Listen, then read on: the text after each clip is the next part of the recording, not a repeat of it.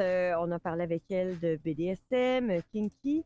On va tout de suite rejoindre Catherine, notre sex coach préférée. Bonsoir, Catherine. Bonsoir, Mel et Mel. Double Trouble ce soir. Oui, Oui! exactement. On les mêle commode, attention. Oh! Jeu de mots poche un peu, mais c'est pas grave. On l'aime, Donc, on le sort souvent. oui. Catherine, pour les gens qui ne te connaissent pas, qui t'entendent pour la première fois sur nos ondes, tu es quand même venue à quelques reprises là, avec moi. Mais comment est-ce que tu te décrirais, en fait? Tu es une sex coach, mais vraiment nichée, là, BDSM et kinky, c'est bien ça? C'est bien ça, c'est vraiment là où je me spécialise. C'est sûr que le coaching de vie sexuelle, qui est le domaine dans lequel je me préfère m'identifier, il y a vraiment beaucoup de choses qui se rattachent à ça, mais les plus gros sujets que j'aborde, puis que souvent il n'y a pas beaucoup de gens qui abordent, c'est le kink, le fétiche, le BDSM, le libertinage aussi. Et t'es pas une sexologue, hein? T'es Non. es vraiment une sex coach. Tu reçois des gens seuls, en couple. Donc, c'est vraiment tout le monde qui voudrait là, découvrir finalement ou explorer des trucs là, au niveau de leur sexualité. Tu peux les accompagner de cette façon-là. Exactement, autant au niveau pratique que plus à l'étape où on a besoin de figurer où est-ce qu'on veut s'en aller, puis qu'est-ce qui sont les possibilités justement dans la grande sphère de la sexualité pour nous. Tu me viens me voir, puis on va avoir vraiment des super sessions pratiques avec des conseils à appliquer dès jour 1 pratiquement, là. Puis on va beaucoup aussi dans le physique, hein. On reste pas là qu'à jaser, là. Parfois, ça va même dans la pratique en soi, si je ne me trompe. Exactement, dépendamment des sujets puis des besoins, il y a beaucoup de choses, surtout dans le BDSM, il y a quand même un gros aspect technique à ces choses-là, malgré tout. Donc, il y a vraiment des pratiques, des démonstrations aussi là, que je fais avec les gens qui viennent me voir. Et là, tu organises aussi des ateliers parfois à la maison. Est-ce que tu en as un à venir bientôt? Parce que tu as comme une espèce d'espace style donjon. Peux-tu nous en parler un petit peu? Oui, c'est l'Atelier du plaisir, dans le fond. C'est un espace locatif et événementiel, qui est aussi mon bureau de travail d'ailleurs. Dans le fond, je reçois une fois par mois. La prochaine soirée, c'est ce samedi, fait que ça tombe un peu bien. C'est une Oh! soirée spéciale à thématique latex. Donc, découvrir le latex, comprendre un petit peu qu'est-ce que ça mange en hiver, comment qu'on entretient ça et tout. Donc, il me reste encore des places si jamais il y a des gens. Je sais que c'est à Saint-Hyacinthe, c'est pas toujours nécessairement le plus proche de Québec, mais des Ça événements vaut le comme détour. oui, vraiment. Surtout celui-là, ça va vraiment être un événement spécial parce qu'on va avoir un nouveau petit item surprise qui va être le vac bed, donc les latex beds dans lesquels on peut être aspiré. Donc vraiment tomber dans un autre monde de sensations, là. Attends, faut qu'on explique aux gens, là. Est-ce que c'est l'espèce de mur dans lequel tu peux te placer et là, il y a une aspiration qui se fait jusqu'à ce que tout ton corps soit comme... Immobilisé, ouais. Oui? Dans le fond, ben nous, ce qu'on va utiliser par contre, c'est un, un truc au sol. Donc, ce sera pas debout, ça va être couché, mais oui, c'est exactement le même principe, dans le fond. Dans le fond, tu t'insères entre deux feuilles de latex qui vont être scellées, puis on retire l'air, puis ça immobilise la Ça devient comme sensation un du steak latex. emballé sous vide. Oui, c'est ça! Pour se faire préserver le plus longtemps possible. Bon. Pour les gens qui comprennent pas, OK, il faut l'essayer, OK, pour l'avoir essayé. Puis même Némi de Latex Nemesis a une belle pièce déjà prête pour Ouais. moi que je vais chercher à Montréal bientôt. C'est une expérience sensorielle incroyable que de porter du latex. Puis tu peux le comprendre juste une fois que tu l'as vécu. Exactement, c'est vraiment ça. Vraiment, grâce au Fetish Weekend, notamment où on s'est vus aussi. Oui! On s'est croisés là-bas. C'est vraiment une expérience à vivre. Et j'imagine que les gens, en plus de la sensation du latex sur leur peau, qui est vraiment particulière, qui est inexplicable en fait, ben, j'imagine que la sensation d'être restreint, c'est quelque chose qui s'ajoute à cette expérience-là. Exactement, parce que, tu sais, dans un vêtement de latex normal, tu l'as un peu, mais pas tant que ça. Là, tu as vraiment une restriction supplémentaire là, qui s'applique sans avoir besoin de menottes ou que ce soit en cuir ou en métal. Là, tu sais, t'as vraiment rien qui te retient, mais tu es retenu au complet dans ton corps. C'est vraiment quelque chose qui est très, très, très différent de ce qu'on peut expérimenter, là, que même dans le BDSM de base, là. Oui, moi, ça fait pas longtemps que En fait, je l'ai découvert ça l'année passée, je pense, via les réseaux sociaux. Et au Fetish Weekend, il y avait une espèce de cube dans lequel on pouvait là, entrer. Puis je ne l'ai pas essayé, là, mais il y a des gens qui peuvent l'essayer. Donc, je sais que ça, c'était possible, mais c'est pas tout à fait la même chose. Toi, tu couches les gens au sol. C'est ça. Et comment est-ce que, parce qu'on sait que dans le milieu du BDSM, il y a toujours un safe word qu'on peut utiliser lorsqu'on souhaite mettre un terme à la séance et tout.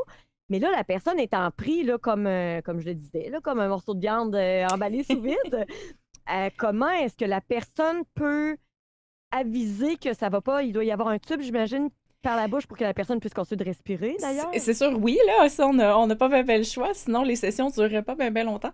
Mais Exact. c'est sûr que c'est dans les pratiques un petit peu plus edge, tu sais, un petit peu plus extrême, qu'on va dire. Donc, il y a quand même une présence, c'est pas le genre de truc qu'on peut faire juste soi-même, sans accompagnement, sans non plus connaissance sur la pratique. Mais dans le fond, ce qu'on fait, c'est que, tu sais, t'es pas immobilisé à 100% non plus, là, tu peux quand Non? même comme wiggle un peu. Fait que ce qu'on fait, c'est qu'on donne un signal, puis c'est de taper la main ou bouger la main. Donc, on essaye de s'assurer que la personne Ah, comprend OK. bien. Puis moi, dans le fond, mon rôle à être la personne en charge du vague bed, c'est vraiment de prendre le temps de toujours vérifier, puis aussi vérifier tout au long de l'expérience, est-ce que ça va bien? Est-ce que tu respires bien? Est-ce que tu es calme? Parce qu'on n'a pas nécessairement accès au visage, à l'expression, donc ça complique un peu les choses. Là. Fait que c'est quand même pas n'importe qui peut faire ça là, de base. Non, c'est ça. Puis, je sais que selon les types de pratiques, bon, comme au Fetish Weekend, par exemple, moi, j'ai pas vu de sexualité en soi. Puis c'est sûr que, tu sais, d'être habillé de la tête aux pieds en latex, c'est un peu dur de pratiquer quoi que ce soit, mais c'est vraiment une expérience, comme je disais, qui est vraiment sensorielle Ouais. plus qu'autre chose. Et là, dans ce cas-ci, est-ce qu'il y a un trou où les parties génitales pour qu'il y ait une relation sexuelle ou c'est vraiment juste une expérience sensorielle, encore une fois, que la personne va vivre dans cette espèce de... Ben, dans notre vague bed, dans le fond, c'est vraiment que pour l'expérience sensorielle, simplement parce que, tu sais, je dis un peu, le coaching se rattache pas exactement à la pratique sexuelle. Donc, on veut quand même dissocier les deux dans l'expérience pour que tout le monde puisse se sentir à l'aise de le vivre sans qu'il y ait une connotation ou une attente nécessairement envers la sexualité.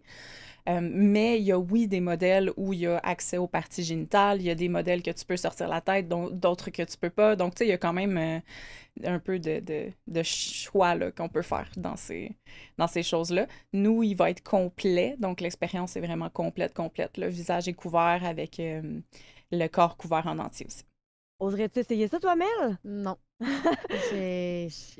me prendrait beaucoup de courage parce que j'aimerais pas ça. Surtout le visage, là, j'aurais Ouais, de la moi, difficulté, je pense. j'ai déjà vécu, là, attaché à une structure, là, à être habillée totalement latex, incluant le visage, et j'avais seulement la bouche là, pour respirer. Puis j'ai pas tant tripé non plus. OK. Fait que j'imagine que emballer sous vide comme ça, là, Ouais. ça doit être toute qu'une expérience. Toi, est-ce que tu l'as essayé, Catherine? Oui, il faut bien, surtout on l'a reçu cette semaine, donc faut l'essayer avant de le faire essayer pour être Oui. sûr que tout va bien. Je te dirais que j'aime beaucoup être la personne à l'extérieur. C'est pas mon kick d'être à OK. l'intérieur non plus. OK. Puis la C'est personne qui se retrouve à l'intérieur, c'est vraiment quelqu'un qui aime être complètement soumis et abandonné finalement à la personne qui a le contrôle de de la l'expérience, pièce. oui, un peu, là.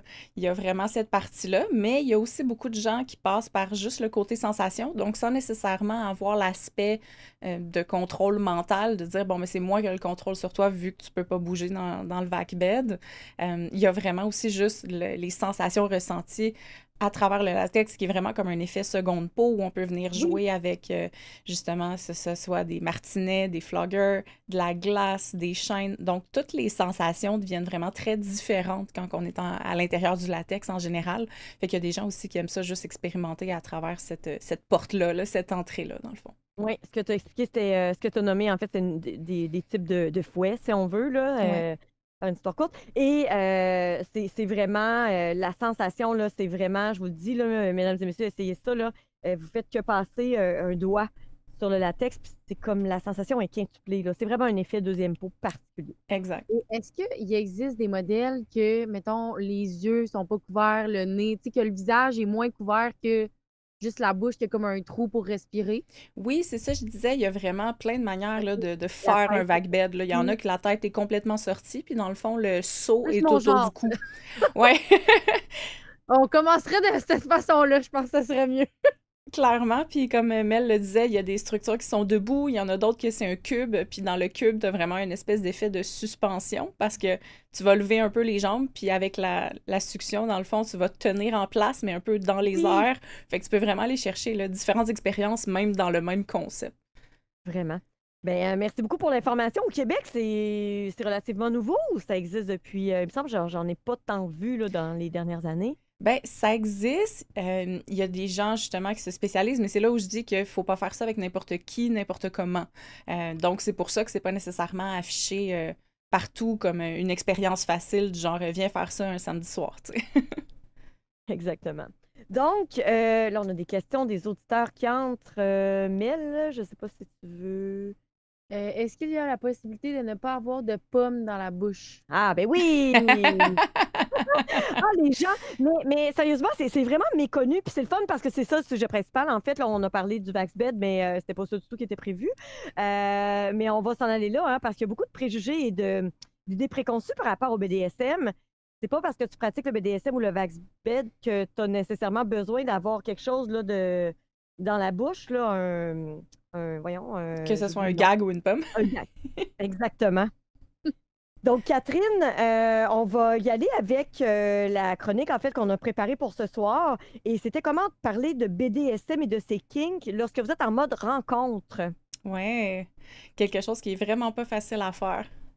Ben, j'imagine, bien que le Club Bell organise, par exemple, de temps en temps des soirées, si je ne me trompe, c'est des soirées munch Oui, ou donc, ce sont des soirées où les gens issus du milieu BDSM et du libertinage, mais surtout du milieu BDSM, viennent rencontrer d'autres personnes du milieu, mais pas habillées en BDSM, là, vraiment habillées en civil, si on veut, si on peut dire ça comme oui. ça. Donc c'est vraiment une rencontre entre personnes issues du milieu, mais habillées là, autres que BDSM, habillées normalement. Et toute la soirée, les gens discutent entre eux et tout. Donc ça peut être quelque chose de le fun à pratiquer, à faire comme sortie si vous avez l'intention de rencontrer des gens issus du milieu. Mais sinon, toi, tu vas nous donner des trucs pour les gens qui ont des kinks ou des gens qui auraient envie de pratiquer des trucs et qui rencontrent quelqu'un pour la première fois. Donc, comment en parler lors d'une première rencontre? Un peu l'étape avant, justement, là. Si on n'est pas nécessairement rendu à joindre la communauté puis à être dans l'espace public, si on veut, d'une certaine manière, parce qu'il y a énormément de gens qui vivent le BDSM juste entre partenaires, donc juste dans leur relation intime qui joindront jamais la communauté. Puis c'est correct aussi, c'est parfait comme ça. Mais c'est sûr que quand on tombe en mode dating, puis qu'on se dit, par exemple, OK, là, je suis à une phase dans ma vie où j'ai envie de rencontrer quelqu'un qui va avoir les mêmes intérêts que moi, si jamais on n'a pas eu l'occasion d'avoir des gens dans notre vie qui les ont partagés jusqu'à ce moment-là, comment qu'on fait ça? Comment ça se passe? C'est quoi les différences? À quoi est-ce qu'on peut s'attendre dans le dating kinky versus le dating, on va dire, civil ou vanille, comme on dit souvent? Euh, je dirais que les Ben, principales différences, là, oui. ça va Ah, vraiment venir dans la recherche de rôles qui va être un petit peu plus spécifique. Comme un peu, si on parle dans un profil de dating ordinaire, on va avoir par exemple, bon, c'est quoi tes passe-temps, c'est quoi tes hobbies? Ben là, c'est comme si ces hobbies-là prenaient la place principale. Donc, c'est la première chose qu'on va vouloir regarder pour être sûr qu'il y a un match avant de commencer à contacter quelqu'un. Fait que ça, c'est vraiment quelque chose qui va être important. Comme par exemple, si je regarde un profil XY, là, on en parlera un petit peu des les plateformes et compagnie un petit peu plus Oui. tard, mais si on dit, OK, moi, je suis une personne qui m'identifie un petit peu plus comme dominante ou j'ai envie d'avoir des expériences dans le rôle d'une personne dominante, je commencerai pas à contacter d'autres personnes qui sont dominantes. C'est sûr que forcément, ça fonctionnera pas. Mais en même temps, c'est ça, il faut absolument être sur une application ou dans un contexte où on sait qu'il y a des gens déjà issus du milieu parce que, disons, quelqu'un qui est, bon, qui est dominant et qui rencontre quelqu'un sur une application conventionnelle, comme GoSeeYou ou Tinder, m- c'est pas évident, j'imagine, de dire, Hey, moi, je suis dominant ou je suis dominante dans la vie. C'est Mais pas quelque chose qu'on aborde en partant, hein. je connais aucunement ça, là, j'apprends vraiment beaucoup ce soir, mais est-ce que, mettons, une personne pourrait se considérer comme dominante et en rencontrant l'autre personne, elle dit, ah ben peut-être que j'aimerais être la soumise. Est-ce que ça peut changer? Tu sais, comment ça... Ça peut. Ça dépend un petit peu où t'en es dans ton cheminement intérieur, mettons. Tu sais, on dit, bon, c'est quand un peu le meilleur moment pour en parler. Dans un monde idéal, puis même, il y a déjà plusieurs plateformes qui ont dans leurs critères, si on veut, des boîte pour le kink. Donc, tu peux déjà afficher que tu es une personne kinky. C'est pas tous les sites qui ont ça, bien sûr. Si on pense à Tinder, il y a beaucoup moins d'informations possibles à mettre dans notre Moi, j'en ai bio. dans l'univers relais, en tout cas. Bon, ben c'est ça. Fait que tu vois, t'as Mais ça, déjà... c'est pour les couples, par exemple. C'est pour Ouais, les couples qui veulent rencontrer des couples, mais tu peux quand même mentionner si c'est un couple qui pratique certains kinks ou BDSM ou Oui, j'ai autre. déjà Là. vu ça, oui. Donc, fait que OK. c'est vraiment Donc, quelque chose qui est mieux de parler le plus tôt possible mhm. pour être sûr d'un bon match, si c'est vraiment ce qui est le plus important pour nous en ce moment, dans le fond. C'est ça, c'est pour quelqu'un parce que on peut de temps en temps aimer pratiquer du bondage, qui est d'attacher là, les poignets ou Oui, les. Bon, qui est pratiquer le bondage. Ou, menottes. tu sais, une fois de temps en temps avoir une passe, puis bon. Et être littéralement dominant ou soumise. Hein? Il y a Exact. des gens qui vivent selon cette philosophie-là, finalement, de vie. Là. Je ne sais pas si on peut dire ça comme ça. Donc là, on parle vraiment de gens issus du milieu Kinky BDSM qui souhaitent rencontrer quelqu'un du milieu aussi, idéalement. Idéalement, puis aussi les gens, dans le fond, c'est pas exactement les gens qui vont nécessairement avoir ça en pratique dans leur vie, mais aussi les gens qui sentent que c'est un besoin duquel ils peuvent plus ou pas nécessairement se passer. Donc, Ouais. même si tu as eu des relations qui étaient juste, mettons, moitié-moitié, tu sais, tu dis, bon, OK, des petites tapes sur les fesses le vendredi soir, une fois de temps en temps, mais que tu sens que c'est quelque chose qui manque à ta vie pour les milliards de raisons possibles pour aimer le BDSM puis avoir envie de le pratiquer, c'est quand même important d'avoir ces informations-là en tête quand tu commences le dating parce que sinon, tu fais juste répéter le même cycle. Tu vas te retrouver à avoir quelqu'un dans ta vie qui peut-être ou peut-être pas, puis moins tu le sais, plus ça va être décourageant, puis plus tu peux te retrouver avec un sentiment un peu de solitude par rapport à ça, D'insatisfaction. d'insatisfaction Finalement, aussi. ce soir, on s'adresse ce soir aux gens ayant le schéma érotique kinky. Oui, exactement. Finalement, parce que si on parlait, parce que si quelqu'un est du schéma érotique kinky, rencontre un schéma érotique sensuel ou énergétique, ben non, énergétique ça pourrait peut-être, mais disons le sexuel, ben ça pourrait ne pas fitter, là, vraiment. Tu Exact. sais, c'est vraiment son accélérateur de désir et c'est un besoin pour lui de le pratiquer dans presque chaque relation sexuelle, dans presque chaque échange. Exact. Donc, ça vient vraiment prendre une genre de primauté sur les autres besoins. Puis dans ce cas-là, ben là, oui, c'est important un peu de presque de commencer par ça dans une certaine mesure pour vérifier la compatibilité parce que sinon, tu te retrouves à tourner en rond, là. Oui. Et comment est-ce qu'on aborde le sujet? Comment est-ce qu'on exprime nos envies puis nos limites dès le début? Ça, c'est quand même pas évident à partager. Bien qu'il y a déjà une ouverture, j'imagine, là, du côté des gens issus du milieu, mais comment on aborde le sujet? Ben, même si c'est avec une personne qu'on n'a aucune idée si elle fait partie du BDSM ou pas, il y a quand même une porte d'ouverture que j'appelle la porte du pourquoi.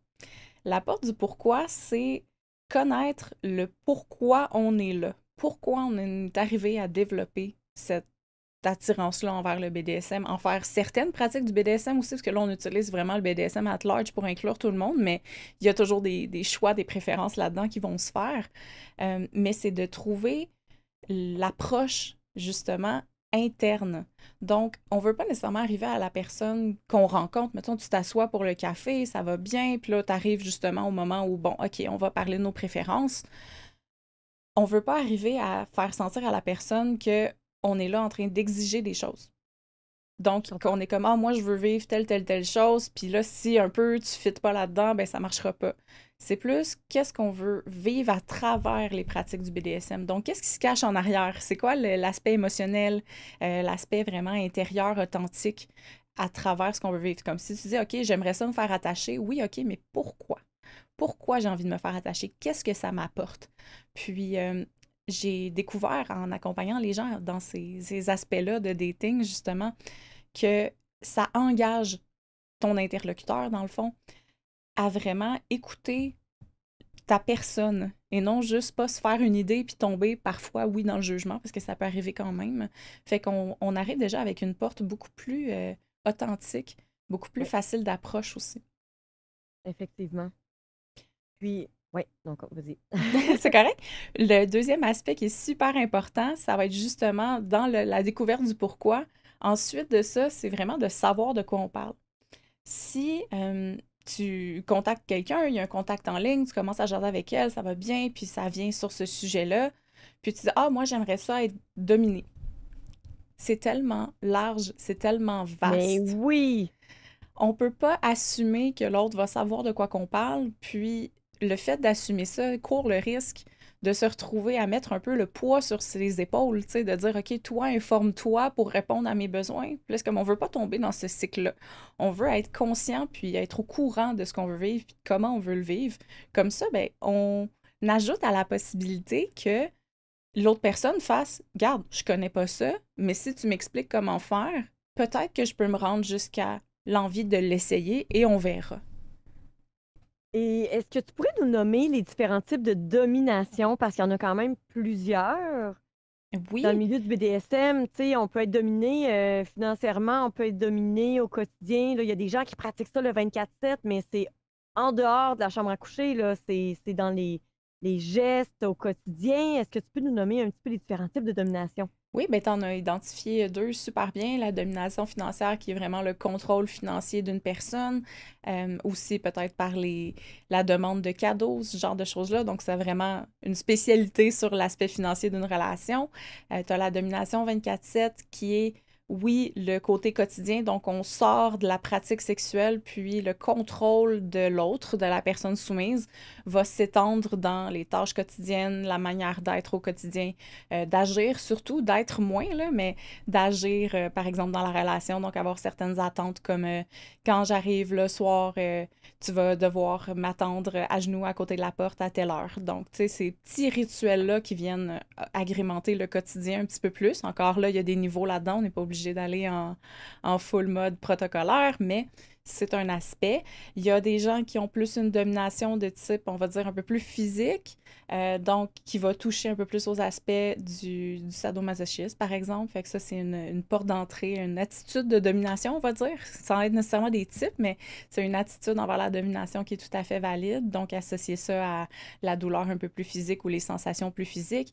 Il y a des gens qui sont des soft doms, donc des dominants ou des dominantes doux. Pour eux, ça va être Hey, vrai. Oui? c'est drôle parce qu'en même temps, il y a quelqu'un qui mentionne sur le live qu'il est doux et respectueux, mais c'est un dominant. Mais on aime ça, les dominants doux. C'est ça, Moi, mon c'est chum m'a vraiment. dit qu'il Ouais. savait pas qu'il y avait ça en lui. Ah Il m'a fait ouais. découvrir ça. C'est un doux dominant. Non, mais tu sais, tu te fais. En tout Ouais, cas, je sais pas ouais. comment expliquer, Mais là, d'une manière douce. mais oui, c'est doux, c'est respectueux, Ouais. mais tu sais, c'est le fun. Ben, c'est le fun, je veux dire, quand t'aimes ça, être. Oui, oui. C'est ça, quand t'aimes ça, être aimé, mais oui, c'est ça. Donc, puis il faut s'enlever la tête que le BDSM, c'est les fouettes, puis la douleur, puis la grosse affaire en cuir, puis c'est pas ça, là. C'est pas que ça, en fait. Exactement. Puis Mhm. c'est un petit peu des freins parfois dans le dating, parce que, mettons que t'arrives puis que quelqu'un te dit, OK, moi, je suis une personne kinky, toi puis moi, Mel, bon, ben, on sait un peu ce que ça veut dire. Mais si tu Oui, sais pas du tout ce que ça veut dire, puis c'est l'idée que t'en as, ben là, tout de suite, t'as comme t'as comme un signal d'alarme, là. mais oui. Mais Comme la personne tantôt qui demandait le gag ball, il y a beaucoup de gens qui pensent ça. ouais, Qui pensent que pour pratiquer le BDSM, il faut être restreint dans Dans ses la... paroles également, Ouais. donc porter une boule dans la bouche c'est tout ça. au long de la séance, alors que c'est pas ça du tout, là. Exactement. Donc, si on part un petit peu avec une ouverture d'esprit, dans le fond, puis qu'on est prête à dire, OK, tu sais, parle-moi de ce que c'est, ben, on part, puis ça peut être non, finalement, la réponse quand même à ça, mais on part quand même avec une base beaucoup plus solide de confiance puis de communication mutuelle dans l'expérience du dating, ce qui rend l'expérience globale plus positive. Donc, est-ce qu'on peut après ça, OK, être plus confiant quand on est la personne qui en a parlé puis qui a reçu cette réponse-là? Donc, pensez à ça quand vous êtes la personne qui reçoit donc ces informations-là. En dating aussi, vous avez comme un rôle à jouer. On a un rôle à jouer dans cette histoire-là, justement, de Oui, déstigmatisation là, du BDSM. exactement. On va devoir faire une pause et au retour, on va parler du consentement qui est la base, en fait, du BDSM, bien qu'on aime s'abandonner et jouer à tout ça. Le consentement, c'est la base. Il n'y a rien qui peut se passer s'il n'y en a pas, hein, bien évidemment. Exactement.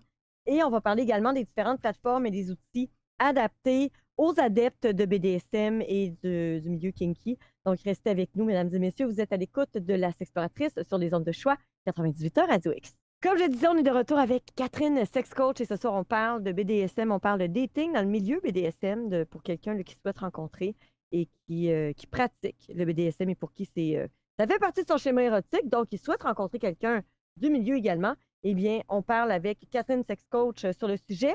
Pour écouter le début de l'émission, vous pouvez vous rendre au radiox.com, section La Sexploratrice, ainsi que sur Spotify. C'est disponible également en rediffusion. On était rendu, Catherine, à parler de consentement. Oui. En même temps, je pense que je vais rajouter la petite partie comment se protéger dans les rencontres, justement. Oui, bonne idée. Parce que oui, le consentement est vraiment la pierre angulaire du BDSM de base, bien évidemment. Puis, à travers ça, ben, toutes les personnes impliquées ont vraiment un travail à faire.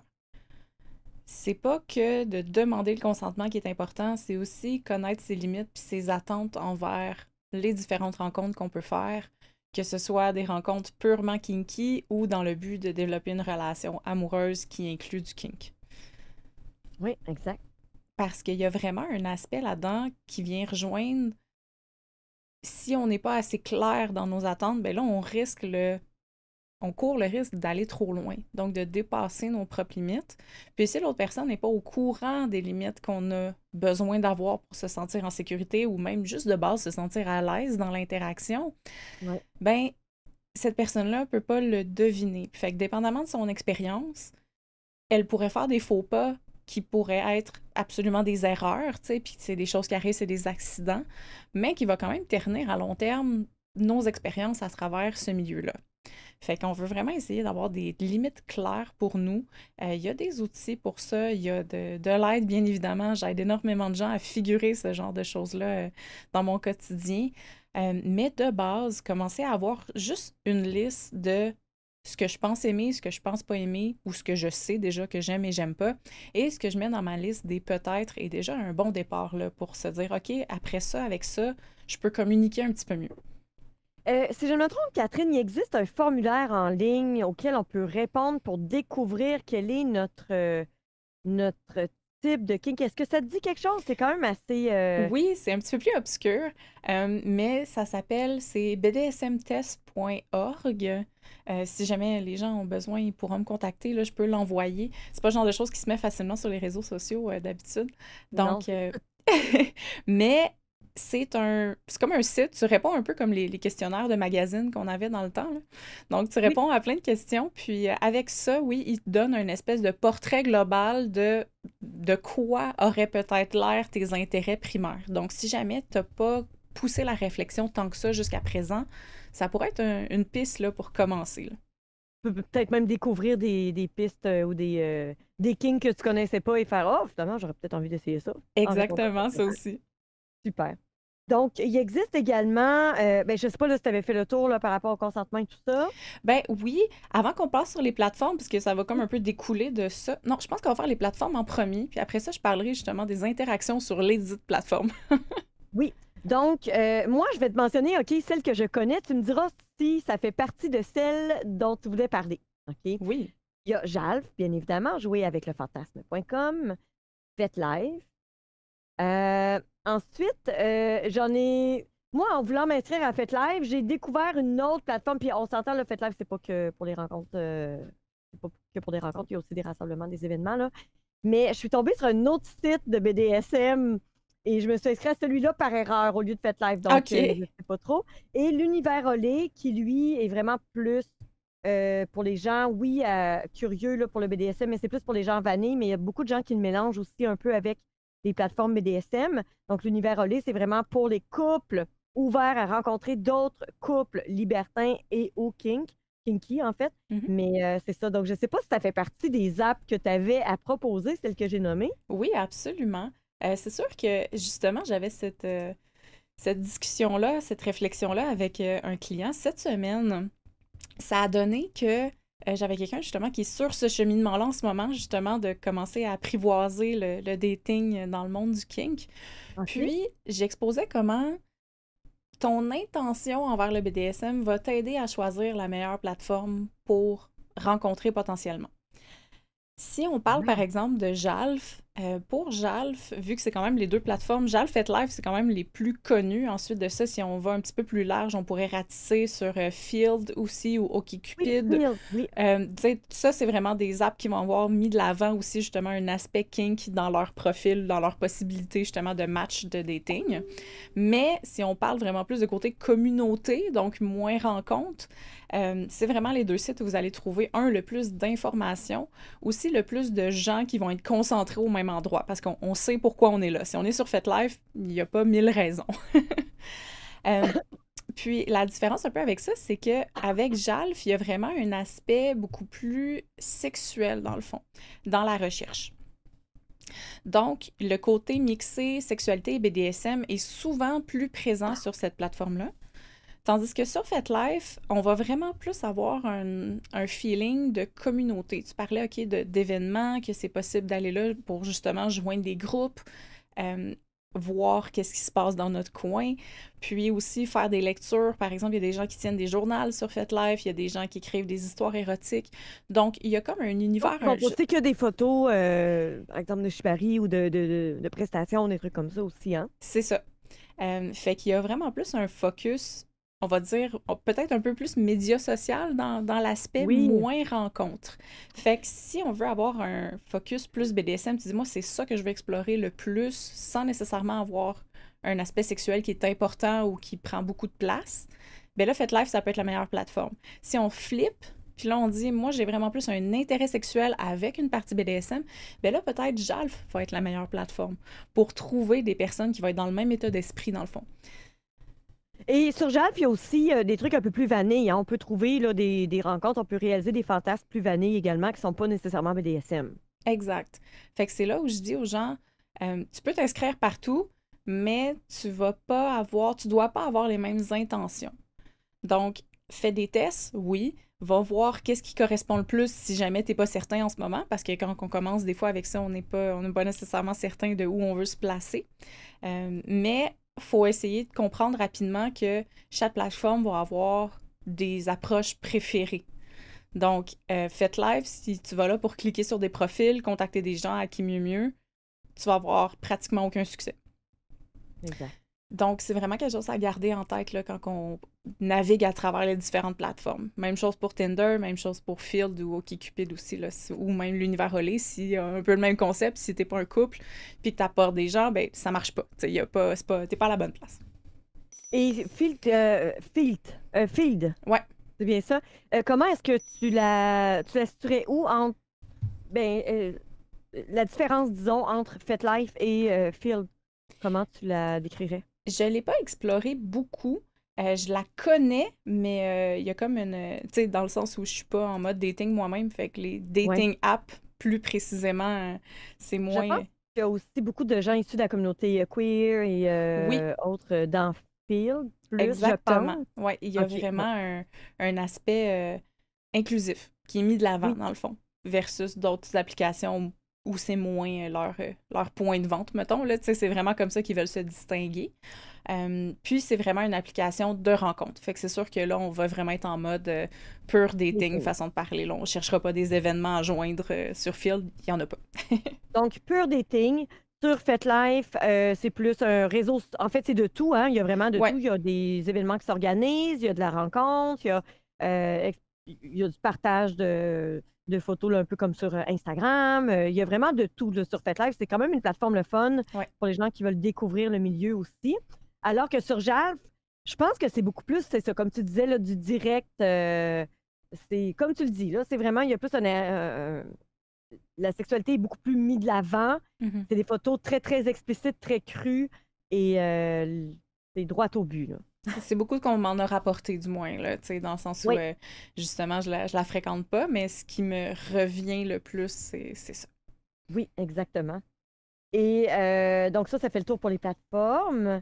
Est-ce que, au niveau des attentes puis des dynamiques de pouvoir, comment est-ce qu'on peut éviter les personnes toxiques ou les prédateurs dans ce milieu-là? Parce que on pourrait facilement tomber sur quelqu'un qui aurait des mauvaises intentions.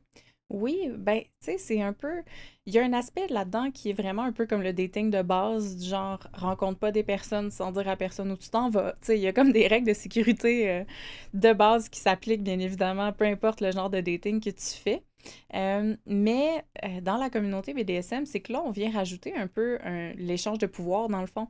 Puis là-dedans, si on n'est pas habitué ou que on n'a pas nécessairement les connaissances, fait que c'est un peu ce que je disais tantôt, que c'est important de faire ce chemin-là pour soi-même, d'apprendre c'est quoi le BDSM puis comment ça fonctionne avant de commencer à faire du dating, c'est aussi pour se protéger dans ces situations-là.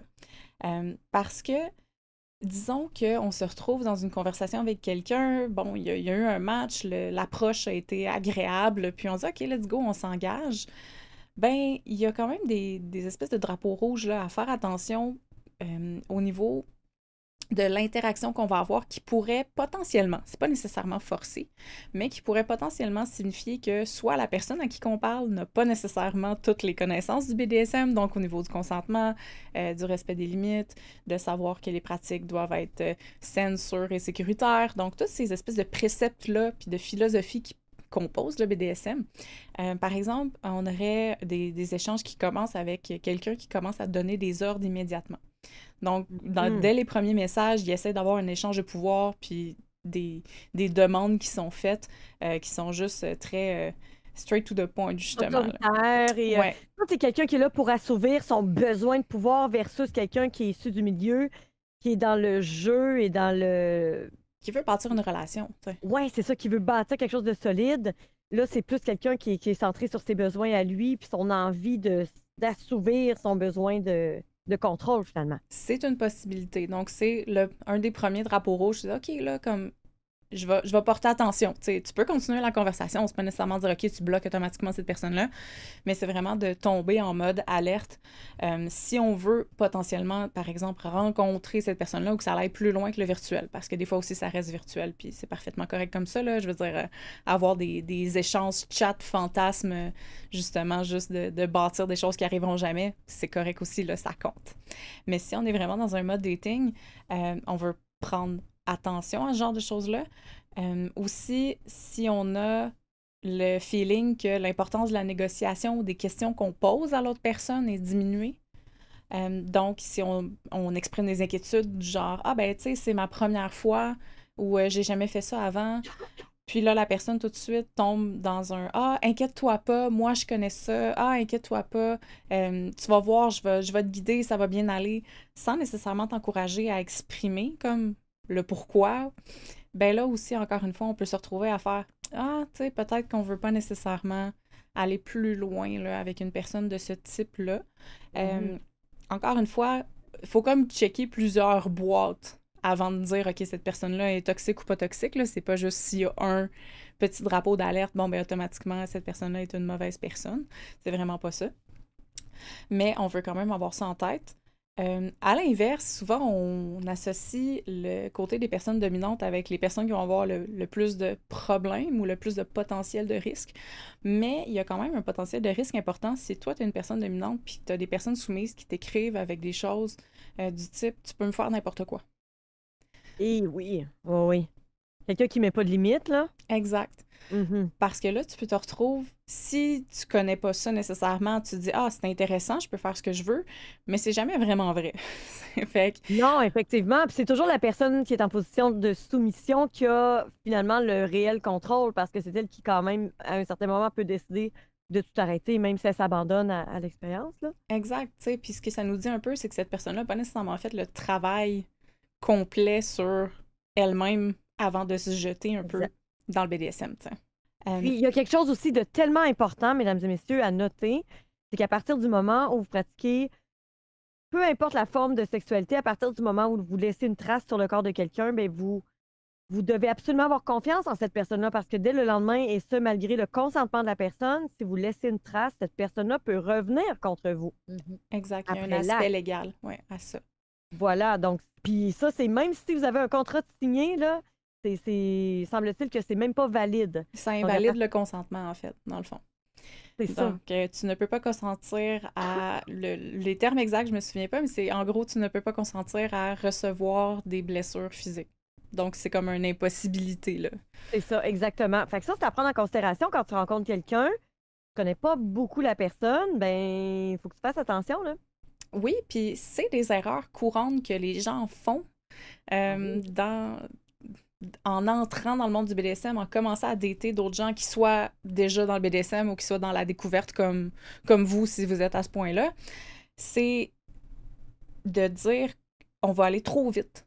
C'est excitant, c'est le fun. Puis là, soudainement, on veut aller super vite. On veut tout essayer, on veut tout expérimenter. Puis là-dedans, ben, il y a quand même un risque de se brûler, malgré tout.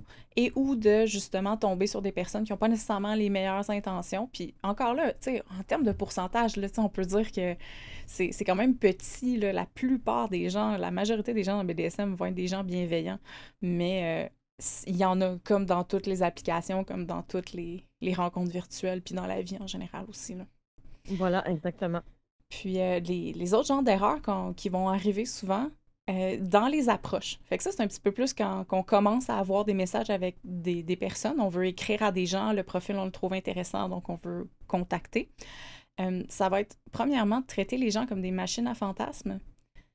Donc, de débouler un petit peu avec un plan tout fait, une idée précise qu'on a puis qu'on veut vivre, puis juste espérer que cette personne-là dise oui à réaliser notre fantasme, dans le fond. Ça, c'est des choses que je vois souvent dans les approches qui sont problématiques puis qui fomentent pas justement des réactions positives ou des réponses positives. Parce qu'on veut, ce qu'on veut, tu sais, dans le dating, c'est recevoir le plus de réponses positives possible quand on contacte des gens, tu sais. Mais oui, absolument.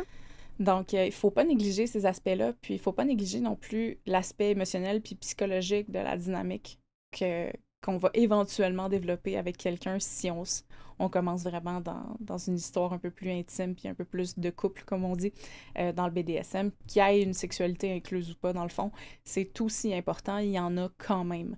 Donc, même si on cherche une relation BDSM sans sexualité nécessairement, il y a quand même les aspects émotionnels et psychologiques qui vont être présents. Ce n'est pas que des pratiques, ce n'est pas que des sensations données. Il y a quand même d'autres choses à prendre en compte. Puis, bien évidemment, ben, c'est de finir par potentiellement traiter cette relation-là comme une arrière-pensée. Donc, de dire, OK, c'est comme un plan Q, mais un plan Q BDSM, tu sais. Souvent, c'est pas une bonne pratique, disons. Non, vraiment pas. C'est pas sain du tout. Puis il y a quelqu'un qui demande, qui pose une bonne question sur le live, c'est la personne a peur, mettons que le couple ou la fréquentation se termine, puis l'autre personne décide finalement de porter plainte à la fin de la fréquentation par vengeance.